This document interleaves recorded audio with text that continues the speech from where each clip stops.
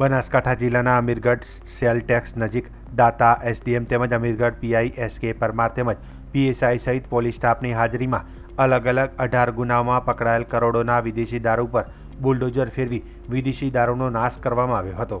અમીરગઢ પોલીસે 2024થી 2025ના જાન્યુઆરી દરમિયાન અમીરગઢ પોલીસે અમીરગઢ ગુજરાત બોર્ડર ચેકપોસ્ટ પર પોલીસ ચેકિંગ દરમિયાન તેમજ રેડ કરી અલગ અલગ 18 ગુનાઓમાં પકડાયેલ 2,70,00,000ના ઉપરાંતનો વિદેશી દારૂ પર બુલડોઝર ફેરવી વિદેશી દારૂના જથ્થાનો નાશ કરવામાં આવ્યો હતો. મહેરબાન ડીજીપી શ્રી ગુજરાતનાઓના પ્રોહી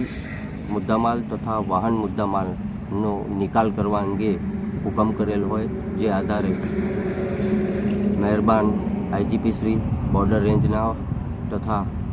મહેરબાન પોલીસ અધિક્ષક બનાસકાંઠાઓના સૂચના અને માર્ગદર્શન આધારે આજ રોજ તારીખ 11/4/2025ના રોજ